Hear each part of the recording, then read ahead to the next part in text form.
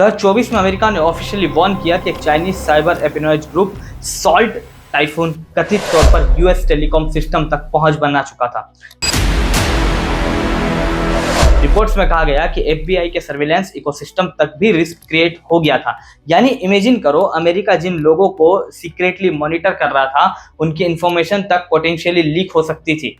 और इसी बीच रिपोर्ट्स ये भी कहती है कि जब हाल ही में अभी एप्पल के सीईओ टिम कुक चाइना गए, तो वो एलिजेडली अपना नॉर्मल पर्सनल फोन नहीं बल्कि बर्नर फोन लेकर गए थे। बर्नर फोन मतलब टेम्परेरी डिवाइस, काम खत्म फोन खत्म। और ऐसी भी रिपोर्ट्स है कि यूएस के जितने भी ऑफिशियल्स चाइना गए थे ना, वो सब कुछ अपने शरीर से झाड़ वाड़ के आए थे। मतलब कुछ भी छोटी सी चीज वापस नहीं लेके आए, चाहे वो चाइना से कुछ भी मिला हो, चाहे कॉपी किताब बेस या कुछ भी छोटा मोटा, कुछ नहीं, क्योंकि उन्हें अंदाजा है कि चाइना किस लेवल की स्पाइंग कर सकता है। अब सोचो, दुनिया का सबसे सिक्योर फोन बनाने वाली कंपनी का सीईओ अगर एक्स्ट्रा प्रिकॉशंस ले रहा है तो मामला कितना सीरियस होगा।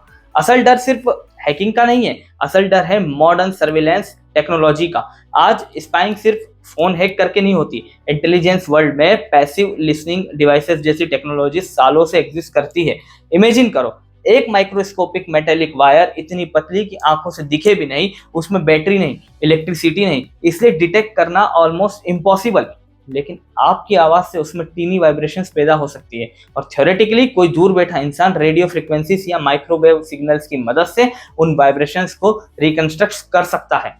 अब ऑफिशियली ऐसा कोई प्रूफ नहीं है कि चाइना एग्जैक्टली यही टेक यूज करता है, लेकिन कोल्ड वॉर से लेकर आज तक passive surveillance system real intelligence world का हिस्सा रहे हैं।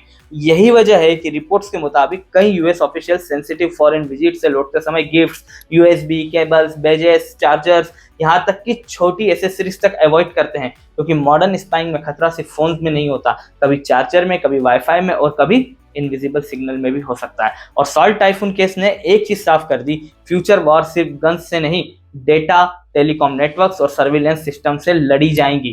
तो इस पूरी कहानी का सबसे बड़ा मैसेज बड़ा सिंपल है, टेक्नोलॉजी जितनी स्मार्ट हो रही है, सर्विलेंस उससे भी ज्यादा एडवांस और इनविजिबल होती जा रही है, और शायद फ्यूचर का सबसे डेंजरस वेपन इंफॉर्मेशन होगा।